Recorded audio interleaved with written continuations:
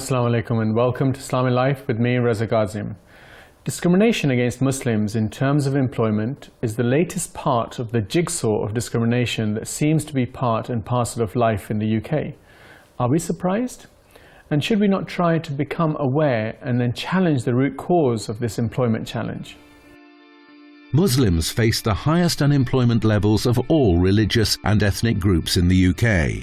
While the average unemployment figure for the country is 5.4%, the figure rises to 12.8% among Muslims. A report by the Women and Equalities Committee late last year in August 2016 has found.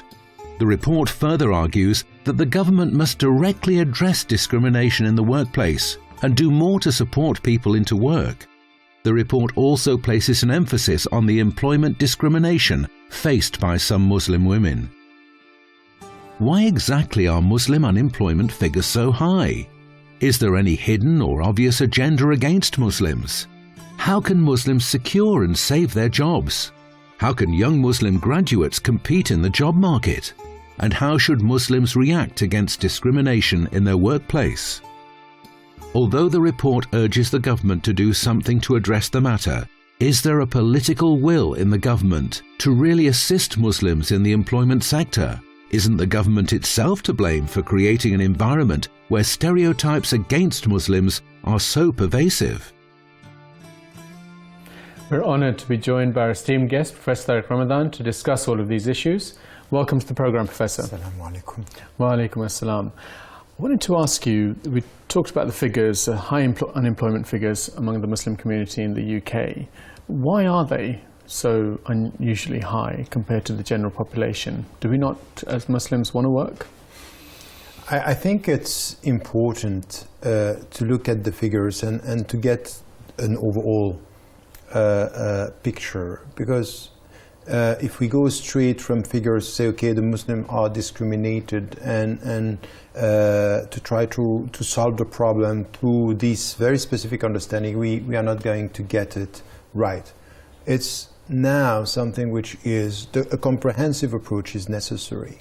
The atmosphere in the West today, and especially in Britain, when it comes to Islam, when it comes to Muslims, it's as if the fact that we are talking about Islam day in and day out, about violence, about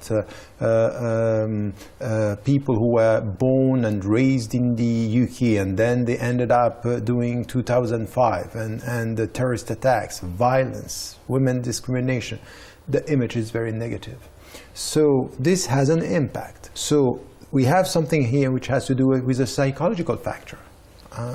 Employers and people who are hiring workers and they have this, it's there, they have the feeling that, and they are nurtured through this psychological environment. So this is one. The second has to do with the structural racism within the country, which is not only here targeting the Muslims, it's targeting the black people, targeting the people coming from the South African people. So we need also to understand that this is not specific, but Islam is an added factor to something which was already there before even all this discussion about security. And then there is a last element which is very important, which is the job market and the labor market. It's open, it depends also on the way you are educated. So we cannot just talk about the labor market without talking about schools, without talking about equality in schools and equal opportunities. And there is a problem here. So we have many factors that we have to take into account. Now, within that, when you talk about, there are a number of issues that you've touched on. If I can pick up on some of those. This report was focused obviously on Muslims and the issues there. And you're talking about this is adding to the discrimination that is being felt by other communities. Can you elaborate on that? And how does that help? Knowing that, how does that help the Muslim community in particular? And how do you challenge that discrimination at that wider level? What needs to be done in that respect? I think it helps to understand how the system works. Whiteness and, for example, what is called the white supremacy in the American history. It's important. It's a system, how you protect your privileges and how you protect your power. And in Britain, to think about ourselves, we are targeted only because we are Muslims and this is new. It's not helping us to get a sense of the historical factor that were there within the society and working within the British society today. Yes, there is something which has to do with wide protection of of some privileges and when it comes to companies, when it comes to schools, and when it comes to the labor market. That's clearly a situation. So we need to study this, not only to try to solve our problems, but to touch what you were saying, the root causes of the whole system. What is happening within the system that is producing towards the black people, towards the foreigners, towards the Muslims today, but before that it was towards even, we're talking about nationalities before that, Pakistani, Indian, and it is there. So I think that the people who are now facing a great deal of racism and structural racism within the British society are also the black people. So if you add to this coming from a very modest social background, and you try to understand how it works, now you understand that if you want to face the system, you can't do it on your own. You have to, because the problem that we have is that many who are victims of racism are struggling on their own. So when you have women, and you have black people, and you have Muslims, and you have African, because they are African, the perception of the migrants today is very negative, and Syrian, and people coming from the global south. You need to get a sense of a coalition, an alliance of people who are victims, and Muslims are part of should be part of the whole process, to get a sense of history and to get a sense of a structural way racism is working within our societies. See, one of the things that has developed in this country has been the race equality laws or employment equality laws and so on and so forth, and part of it has come from European directives and so on. And you would have thought that things would have become a lot better over the last 3 decades in terms of how things are actually done. Has that not been the case to some extent? No, things are moving, but not enough, because it's just sometimes the way some rules and some law are enforced. So that's good that there are improvement, and we went as far as the affirmative action that's saying, we need to have, quotas of people. So that's fine, but at the end, what we can see after 3 decades, for example, having all this legal instruments, that it's not moving. So we are much more dealing with some symbols than with the reality on the ground. And I think it means here that we can't just deal with, the law are good, the way they are read could be bad. And the way they are read is part of the atmosphere that you are dealing with. So you can say, you know what, you are British, I'm British, you are Muslim British, I'm whatever, a white British. But at the end, the way you read the law, it's as important as the law itself, because you can distort the law and you can create or promote the same type of structural races that we have.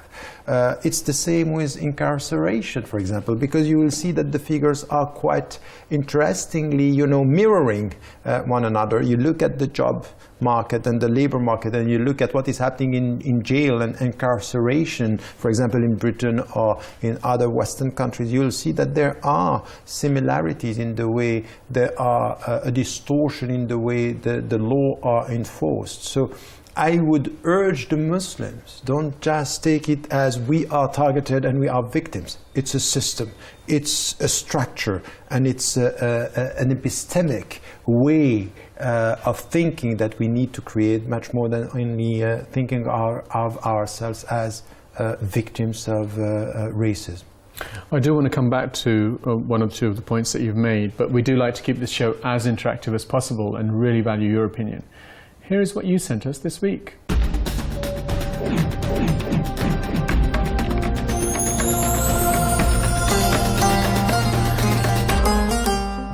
This week we asked, what are the challenges faced by Western Muslims in the employment sector? Zainab from England said, wearing hijab most definitely limits you from many white-collar jobs, as this is still sadly looked down upon. Neelam from Scotland said, The challenges are related to seeing Muslims as foreigners, and thus there's always an element of distrust, making it difficult to get a good job in the first place, and promotions almost impossible. And Jawad from Germany said, "I think our governments themselves are the problem. They create the environment of Islamophobia. That is why we see the unemployment figures as they are." In certain, extent there is, but generally, when you, in a normal jobs, it's no problem. But when you go to the higher, there is restriction. There are, not everybody get that level, Someone with a beard and with a hat was going for a job, and he didn't get the job, but someone who had a clean shave, didn't wear the hat, was dressed very Western, he got the job. So I think we all know that there is actually a problem.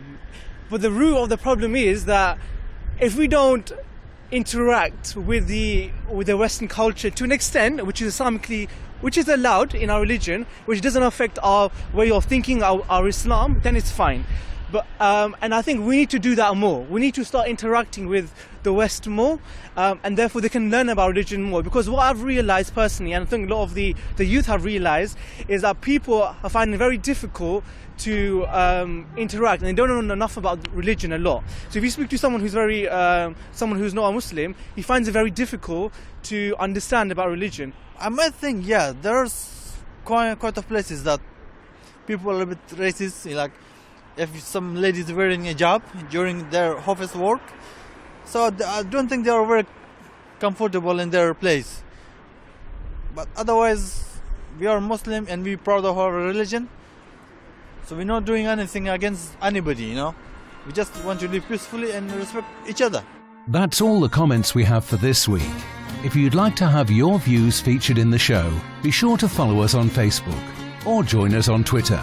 Now you can send your own videos with your comments and even your questions to islamandlife@presstv.com.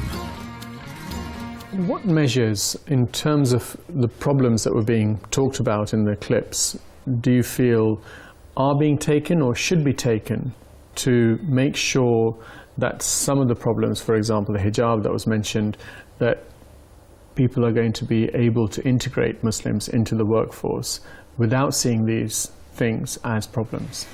There are many levels. The first one is the narrative. I was thinking for at least 25 years, I have been working on the legal framework and saying how we should abide by the law, it's going to work, and then you have to challenge, when the laws are not enforced the right way, you have to challenge. So that's fine, but at the end, that's not the problem. This is a symptom. There is something which is the narrative, that what is missing today in Britain or in the West is the sense that Britain, it's a pluralistic society, and the narrative is that we are all equal citizens with different backgrounds and different religions. That's not the case. And this is why it's right when you listen to one of the women who was saying, we are foreign citizens. It's as if Islam is perceived as a foreign religion.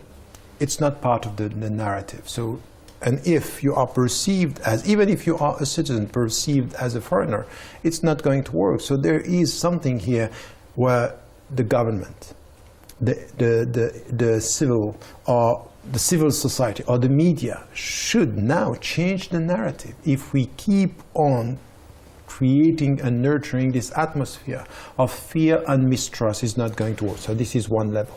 The second is to be quite clear with the law. It's just to enforce and to implement the law the way they should be. So for example, to be clear that it's not acceptable any kind of discrimination when it comes to the labor market, and choosing the people based, or not choosing the people based on their religion and their origin, if they have the capacity. This is not acceptable, and this is where the citizens should be clear on this. They should be clear on the fact that they are part of the narrative, but they should be clear that they won't accept any kind of discrimination. So you have to struggle. To be a citizen and to get your rights means you have to struggle.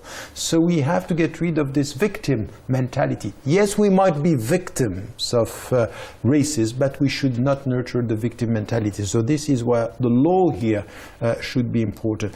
Add to this that what is really important is for all of us as citizens to work on education. It's to really assess the reality of our public education and private education that is nurturing these inequalities, and more than that, it has to do with geography, it has to do with geographical segregation, it has to do with second-class schools when it comes to the public sector. So this is what we have to challenge. So there are many fields, as I said, that we have to consider. Now, within that context, and I'm hesitant to ask this question, but I think it's a question that does need to be asked. What should Muslims be doing to try and change the situation? I think that once again, our way of talking about our involvement within the society. You know, I have a problem with some of our brothers and sisters in Islam who always think about who am I going to elect or who I'm going to choose? Is he or is she saying good things about Islam? So our main concern is he or is she good with Islam? Not is he or is she good for the society? Meaning, are we really talking about freedom, about equality, about social justice? So some might have distorted, understanding of Islam, but the way they look at their society is something which is, so sometimes we have to get rid of this, very narrow mentality that we only think about our religion being, celebrated or being criticized. No, we need to be involved as citizens within our society. Can I challenge that just slightly? That wouldn't that whatever is said by the politician in terms of that it might be anti-Muslim or anti-Islamic, would that not feature as part of that social justice framework that you're also mentioning there?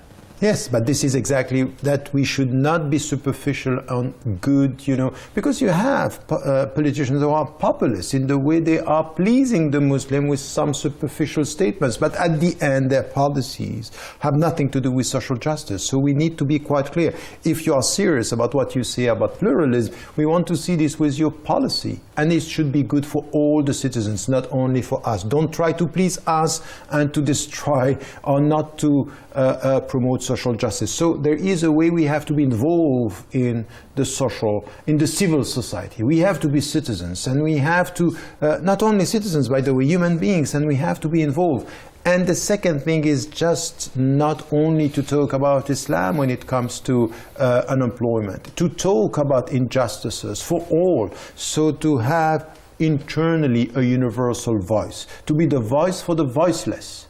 All the voiceless, not only our people. That's so important. This is, you are crossing the border, and then you are talking about, and this is where, for example, I can see, we talking about what is happening in the United States of America with Black Lives Matters. You just see that Black Lives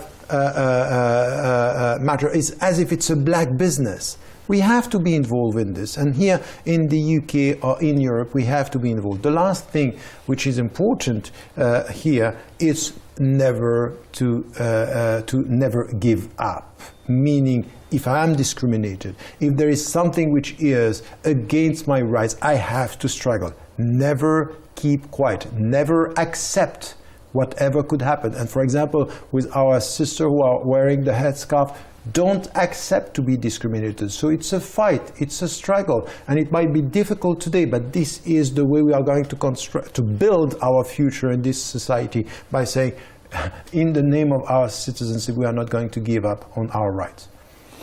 And with regards to this discrimination that has come out and been revealed, who should be held responsible for this actually taking place? And what kind of pressure needs to be brought to bear?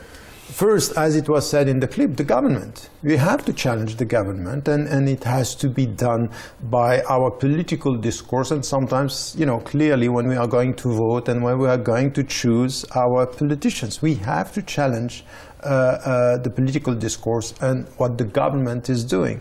And what the government is doing, as we said, is also with this atmosphere which is around. Also something which is important. Again, sorry, can I just say that with regards to that, sometimes people would feel that there isn't really much choice, because this discrimination that's been revealed is something that has been going on for some time. So it's an accumulation of a series of governmental practices rather than just something that's happened with this particular government. You're right. It's not only one. It's not. This is exactly what I was trying to say before. It's the system itself. It's the structure of power, or the power structure within the system that we have to get, and we need to understand. So it's not enough to say, it's Tories or it's Labour. No, that's deeper than that. It's the structure. So this is why I was saying the systemic approach. It's important here that we have to challenge this and to be quite aware that all the politicians, they are more on the left or more on the right. We have to deal with this issue. We also need to deal with media.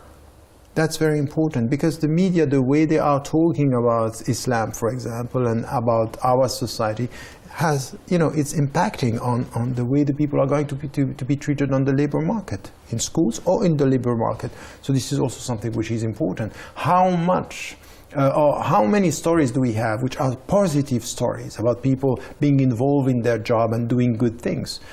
What we also have to do is to highlight these positive stories. We have so many British or European Muslims doing very good in the job market, in all these companies, and they are doing good. So we need here to be much more positive about this, and not only to speak about the negativity, but also the positive stories that we have. It's a narrative, as I was saying.